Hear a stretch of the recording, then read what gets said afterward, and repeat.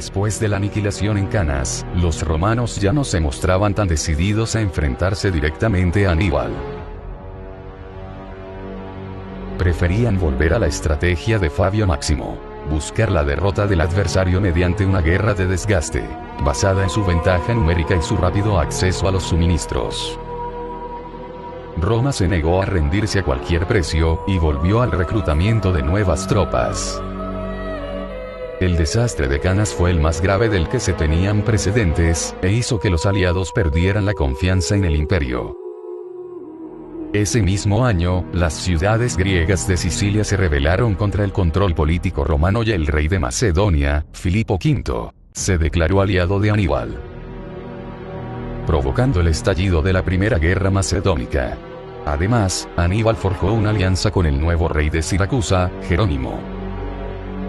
A pesar de todo, solo consiguió la defección de algunos territorios italianos como Capua, la segunda ciudad de Italia, la cual los cartagineses convirtieron en su nueva base. De las ciudades italianas que Aníbal esperaba que se le unieran, solo un pequeño número consintió en hacerlo. Se comenta que la razón de Aníbal para no atacar a la ciudad no se debió a la falta de equipamiento, sino a lo precario de su capacidad de abastecimiento y a la inestabilidad de su propia situación política. Las intenciones de Aníbal, además de retomar Sicilia, pasaban por la destrucción de Roma, no tanto como ciudad, sino como entidad política. De ahí su negativa a tomar la ciudad tras la batalla de Canas, y la famosa frase atribuida a su jefe de caballería, el númida Marval: los dioses no han concedido al mismo hombre todos sus dones. Sabéis vencer, Aníbal, pero no sabes aprovecharte de la victoria.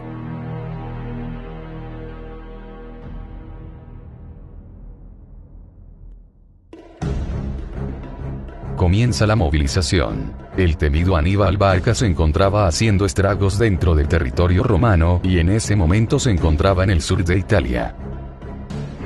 Por este motivo, un joven militar llamado Publio Cornelio Escipión fue escogido comandante de las tropas romanas en Hispania.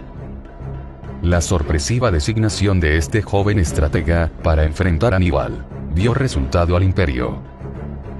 La propuesta de Escipión fue enfrentar directamente a Aníbal para sacarlo de Italia mediante el traslado de la batalla bélica hacia Cartago en África. Tuvo el apoyo para su emprendimiento pese a la oposición de algunos senadores, ya que había otra teoría imperante que se contraponía, y planteaba una estrategia más pasiva que llegara a aburrir a los contrincantes. De esta forma le asignaron la región de Sicilia con sus dos respectivas legiones, y junto a más refuerzos, emprendió su marcha hacia el norte de África. Allí lograron importantes resultados con victorias sobre los cartagineses, tanto en el mar como en tierra. Tras estas acciones, los púnicos se vieron obligados a negociar la paz. Pero el asunto de Aníbal no había terminado. Él regresó a África, con lo que los cartagineses se vieron alentados, y rompieron los tratados de paz con los romanos. Pero Aníbal no se encontraba en su mejor momento militar. Escipión decidió atacar directamente a Cartago, aprovechando la superioridad naval romana.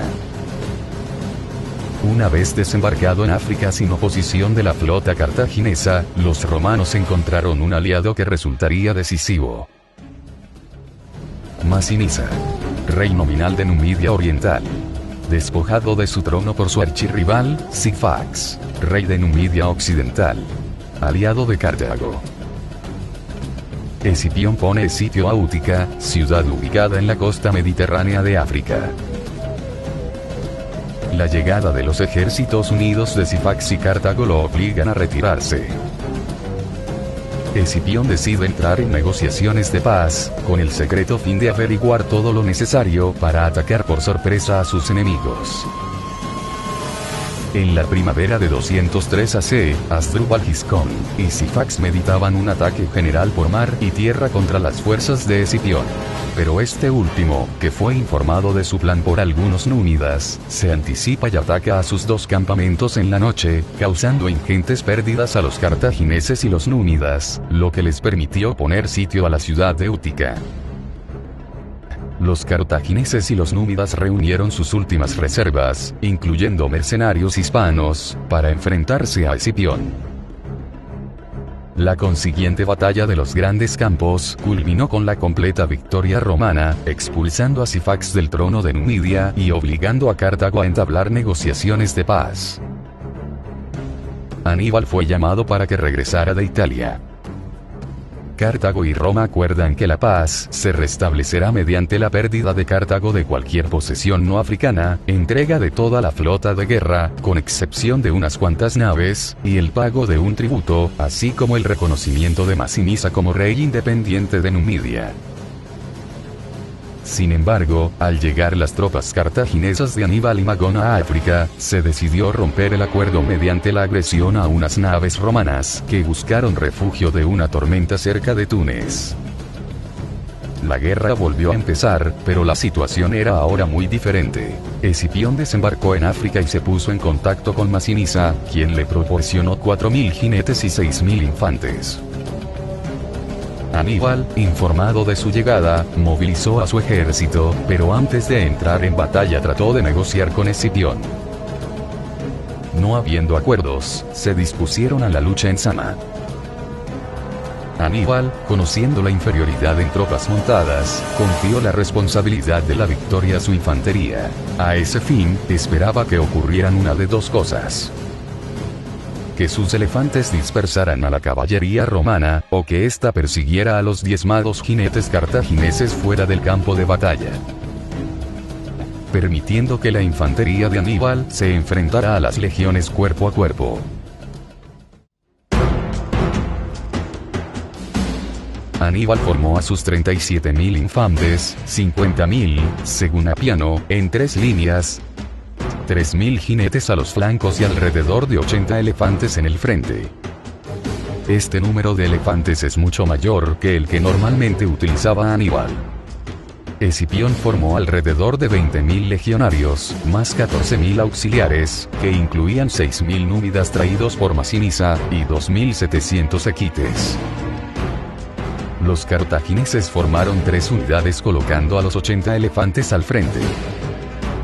La primera unidad estaba formada por la cifra de 12.000 infantes.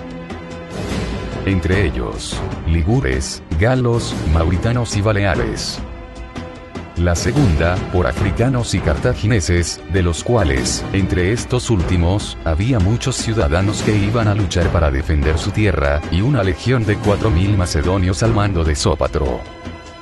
La tercera unidad estaba formada por la infantería veterana de Aníbal, en su gran mayoría brutios, directamente bajo sus órdenes. Con ambos ejércitos frente a frente, los romanos soplaron los cuernos de batalla. Hundió el nerviosismo entre algunos de los elefantes, pues habían sido capturados recientemente. Retrocedieron en estampida contra la propia caballería númida de Tiqueo, creando un gran desorden. Escipión tomó 2 medidas geniales para contrarrestar el ataque de los elefantes. Ordenó a sus hombres bruñir corazas, cascos y cualquier cosa de metal, de tal modo que el sol se reflejara en ellos y deslumbrara a los animales. Tomó asimismo la compañía de músicos y los llevó a vanguardia, donde sus cuernos y trompetas espantaron a los animales de la izquierda. De tal modo que retrocedieron y sembraron la confusión entre la caballería númida. Masinisa ordenó cargar a su caballería númida contra la menos numerosa de Tiqueo. Los elefantes, lanzados a la carga contra la infantería romana, tuvieron un efecto limitado gracias a los pasillos que había dejado Escipión. Atacados desde los flancos por las lanzas de los legionarios, los elefantes murieron o retrocedieron hacia las líneas cartaginesas. La caballería italiana de Lelio atacó, persiguiendo a los jinetes cartagineses fuera del campo de batalla. Los supervivientes del ejército de Magón se lanzaron contra los Astati, acabando con gran número de ellos. Aníbal ordenó avanzar a la segunda unidad para apoyar el ataque. Sin embargo, los legionarios romanos comenzaron el contraataque antes de que llegara el apoyo. provistos de sus escudos corporales, consiguieron rechazarles. Esta falta de cooperación sembró la semilla del caos en las filas púnicas, que se vieron obligadas a retroceder. Mientras tanto, los legionarios de Escipión acosaron a sus enemigos en retirada hasta que recibieron la orden de repliegue. Una vez establecidos los cartagineses en posiciones más retrasadas, los romanos lanzaron una nueva ofensiva. Aníbal, deduciendo que sería necesaria una defensa firme, dispuso a su infantería veterana al frente, formando una fila perfecta de lanzas. Los oficiales púnicos dieron órdenes a las tropas en retirada de bordear a la tercera unidad. El campo se hallaba cubierto de muertos y sangre. Los veteranos se vieron obligados a mantenerse a la defensiva. La entrada en combate de los veteranos de la guerra en Italia desgastaron las menos numerosas tropas de infantería romana e inclinó la balanza del lado de Aníbal, cuyas tropas comenzaron a ganar terreno. La caballería romana de Lelio y los jinetes númidas de Masinisa, ya reorganizados tras la persecución de los jinetes de Tiqueo, regresaron en aquel momento al campo de batalla. Atacaron la formación compacta de los cartagineses desde la retaguardia, de manera que se produjo el colapso del ejército de Aníbal, quien hubo de huir de regreso a Cartago. Las bajas cartaginesas se elevaban a alrededor de 20.000 muertos, junto con 11.000 heridos y 15.000 prisioneros. Los romanos capturaron también 133 estandartes militares y 11 elefantes. Por otro lado, entre las filas romanas hubo 1.500 muertos y 4.000 heridos. Esta derrota marcaba el final de la Segunda Guerra Púnica. Las condiciones impuestas a Cartago fueron humillantes. Aníbal, que había ganado todas las batallas en Italia y en los Alpes, había sido derrotado en su propio terreno. Aníbal decide llevar a cabo las negociaciones de paz con Roma, pues comprende que es inútil seguir resistiendo.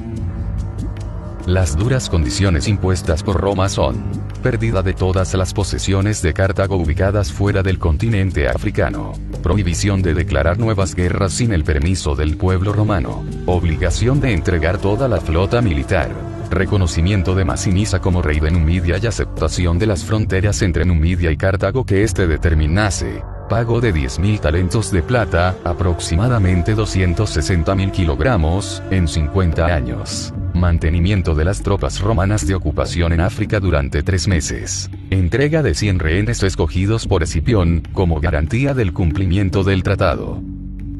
Aníbal aceptó las condiciones, a fin de que los romanos le dejaran en paz, mientras ayudaba a Cartago a reconstituir su poderío. El tratado fue ratificado por ambos senados, el cartaginés y el romano, en el año 201 AC.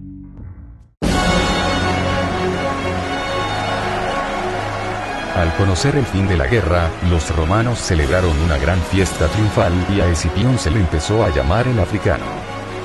En el caso de Cartago, las durísimas condiciones impuestas por Roma, aunque la dejaban como un estado independiente, la redujeron a una posición de segundo plano en la escena internacional, lo que cortó de raíz cualquier intento de Aníbal y de otros por recuperar su antigua gloria.